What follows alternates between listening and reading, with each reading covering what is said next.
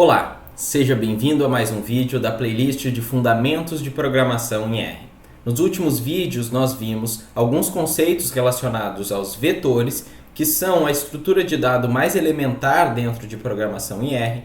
E nos últimos vídeos nós vimos também sobre os data frames, que são essa estrutura que nos permite trabalhar com dados retangulares, com observações e variáveis características sobre essas observações em dados que se assemelham a uma tabela. Nas aulas anteriores sobre vetores, nós vimos como extrair elementos específicos de vetores e nós trabalhamos principalmente com os dados Nile, que são dados integrados no RBase e que esses dados eles contêm então o fluxo de água do Rio Nilo por vários anos, em uma série histórica. Eu vou abrir o meu R aqui como de costume, com o comando R, vou limpar minha tela utilizando a combinação de teclas Ctrl e L. E aqui nós podemos revisar então esses conceitos de como que a gente extrai elementos a partir de vetores usando alguma expressão lógica, e essa é a forma como a gente chama isso, nós comentamos nos vídeos anteriores, e como que a gente pode extrapolar isso para criar subconjuntos de data frames, de tabelas de dados, utilizando também essas expressões lógicas.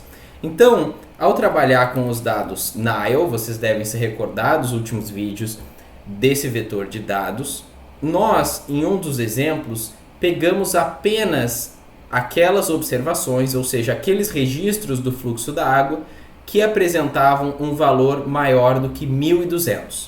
Nós fizemos isso da seguinte forma: nós usamos primeiro uma função chamada which e nós colocamos como entrada o nosso vetor juntamente com uma expressão lógica, ou seja, nós pegamos os índices, as posições desse vetor, aonde o valor do fluxo de água, ou seja, Nile, era maior do que 1.200. Quando a gente roda isso, nós recebemos então esses 7 índices, ou seja, essas 7 posições de volta. Ou seja, a quarta posição, que tem o valor de 1.210, a oitava posição, que tem o valor de 1.230, a nona posição, que tem o valor de 1.370 e por aí vai. Então o R me retorna quais são os índices, as posições dentro daquele vetor de dados, quais são as posições dos elementos que respeitam, ou seja, que tem essa expressão avaliada como verdadeira. Ok? Caso a gente não lembre o que acontece quando a gente roda uma expressão lógica, se eu rodar simplesmente essa expressão lógica fora da função which, que me retorna as posições, o que eu vou ter de volta é um vetor lógico, ou seja, com todas os resultados dessa expressão. Ou seja, falso, falso, falso, verdadeiro, falso, falso e por aí vai. E o que nós fizemos nesse exemplo da aula anterior foi colocar essas posições maior que 1.200, eu vou colocar um objeto com esse nome, quais que eram essas posições. Então, Nile maior do que 1.200. E dessa forma, agora com esse vetor maior que 1.200, que tem as posições desses fluxos que tiveram um valor maior do que 1.200, eu consigo extrair os elementos, ou seja, indexar esse meu vetor para eu extrair, para eu retornar apenas os elementos com essas posições. Ou seja, eu coloco aqui dentro essas posições como um vetor de indexação e eu tenho aqui então somente esses elementos específicos. E nós podemos fazer coisas muito parecidas com os data frames a partir de expressões lógicas e ver quais linhas respeitam determinadas expressões.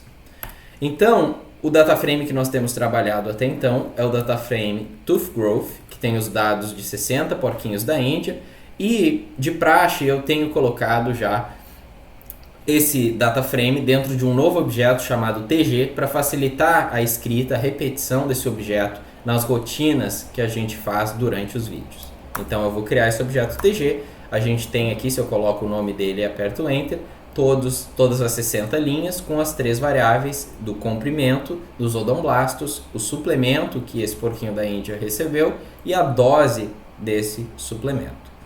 Ok?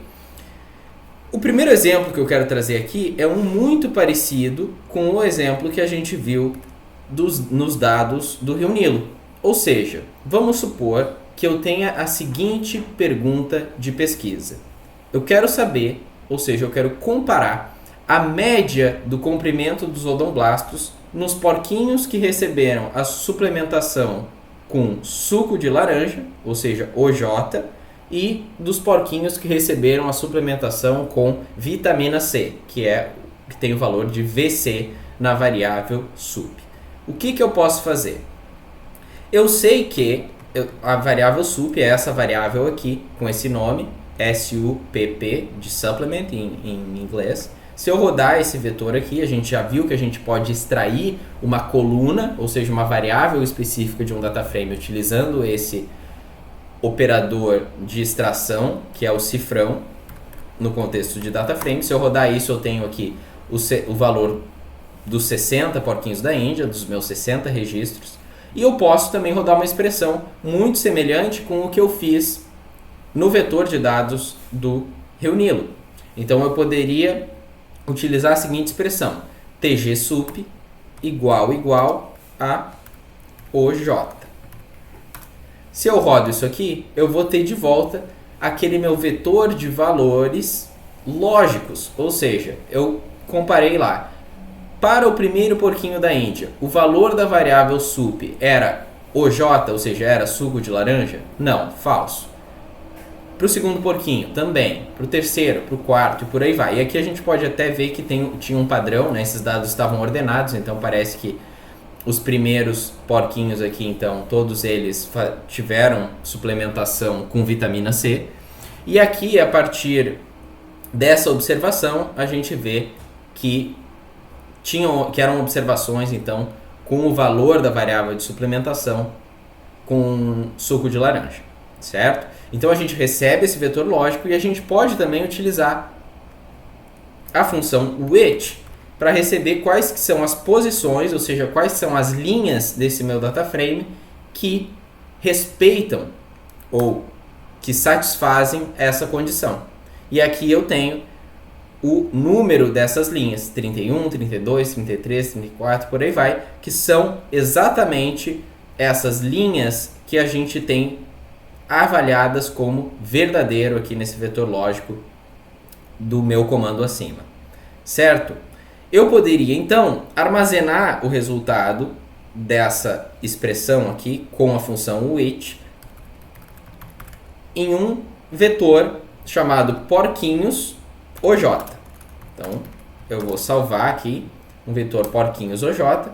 Vocês podem ver agora que se eu imprimir isso daqui, a gente vai ter todas essas posições apenas dos porquinhos que tem o valor da variável de suplementação como OJ, ou seja, como suco de laranja, e eu posso fazer exatamente a mesma coisa para os porquinhos que receberam suplementação com vitamina C. Então, porquinhos VC, eu vou criar esse objeto, esse nome ele é arbitrário, mas ele identifica bem o que eu tenho de dado aqui dentro. Então, que são as posições dos porquinhos que respeitam determinada condição. Então aqui eu vou usar a função which e aqui dentro eu vou colocar onde a coluna sup do meu data frame TG é igual a VC, em letra maiúscula, porque é o valor então que está descrito dentro desse data frame. E vocês percebam que em ambas as expressões, por eu estar comparando um valor de caractere, ou seja, de texto, eu coloco esses valores aqui entre aspas. Agora eu tenho também esse meu vetor porquinhos VC, escrevi CV, porquinhos VC, que tem aqui as posições dos porquinhos da Índia que tiveram suplementação, ou seja, o valor da variável sup do dataframe TG eram igual a VC. Então eu tenho esses dois vetores, porquinhos OJ e porquinhos VC, e eu posso agora então calcular qual que é a média do comprimento dos odomblastos nessas duas populações, nessas duas amostras, nessas duas subamostras, quer dizer.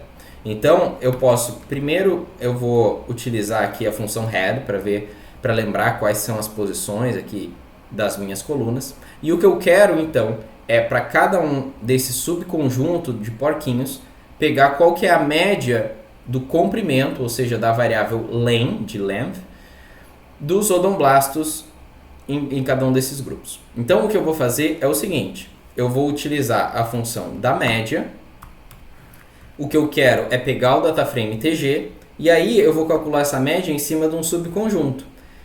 Lembrem que a gente tem duas dimensões quando a gente está extraindo ou criando ou fazendo indexações em dataframes. O que estiver à esquerda da vírgula dentro dos meus colchetes está referindo-se às linhas. O que estiver à direita refere-se às colunas. Eu tenho então as posições já nos dois vetores, então vamos supor que eu queira calcular primeiro qual que é a média dos porquinhos que foram suplementados com suco de laranja. Então eu vou colocar aqui porquinhos OJ, vocês percebam que eu estou colocando esse vetor à esquerda da vírgula, que refere-se aos índices das linhas, ou seja, das observações do meu data frame. E aqui à direita eu vou colocar 1, que é a posição da primeira coluna, que é a coluna que eu quero calcular a média, certo? Então, se eu tirar aqui até a função da média e rodar só isso daqui, vocês vejam que eu retorno um vetor de 30, de tamanho comprimento 30, que são os 30 porquinhos, então, que foram suplementados com suco de laranja. E eu tenho aqui os valores, então, da primeira coluna desse meu dataframe. E isso é um conteúdo que a gente já viu, então, na aula de introdução aos dataframes. Vocês podem rever essa aula para entender melhor o porquê que isso está acontecendo. Mas, então, a gente já tem um vetor com os dados dos comprimentos dos odomblastos dos porquinhos que foram suplementados com suco de laranja. Então, se eu colocar isso como entrada, ou seja, como argumento da função min, o que o R vai me retornar é a média do comprimento dos odomblastos desses porquinhos da Índia que foram suplementados com suco de laranja. Eu posso rodar um comando muito parecido com esse aqui, só que à esquerda da vírgula agora eu vou colocar não os índices dos porquinhos que foram suplementados com suco de laranja, mas os que foram suplementados com vitamina C. E se eu rodar isso daqui, eu tenho o resultado de 16,96. Ou seja, eu consegui responder a minha pergunta de pesquisa e eu enxergo então que parece que a média, ou seja, o comprimento, o crescimento no comprimento dos odomblastos dos porquinhos que foram suplementados com suco de laranja foi maior, ou seja, existem comprimentos em média maiores em relação à média dos porquinhos que foram suplementados com vitamina C. Óbvio, falando do ponto de vista estatístico, a gente poderia calcular intervalos de confiança ou outras medidas de incerteza ou até de variabilidade desses dados para melhor entender esses resultados, mas aqui a ideia é passar para vocês como que vocês podem extrair determinados insights dos dados de forma simples e utilizando algumas das funções que a gente já viu nas últimas aulas, como é o exemplo da função min, que calcula a média aritmética de um vetor numérico. Ok? A gente atingiu o nosso objetivo, então nós achamos os índices das linhas no dataframe TG que respeitavam que tinham o suplemento OJ como valor na variável de suplemento e armazenamos então nesse vetor porquinhos OJ e fizemos a mesma coisa com os porquinhos que foram suplementados com vitamina C. Porém, caso a gente tivesse um pouco mais de experiência com R, nós poderíamos também ter feito isso de uma forma um pouco mais rápida. Então a gente poderia criar subconjuntos, ou seja, eu poderia criar um novo dataframe chamado TG-OJ e fazer esse subset sem antes pegar os índices lá com a função which e tudo mais. Eu poderia colocar diretamente, ao invés dos índices aqui na minha dimensão das linhas, uma expressão que necessariamente eu quero que as minhas observações, ou seja, as minhas linhas respeitem. Então eu poderia colocar aqui TG sub igual a OJ. O que eu tenho aqui?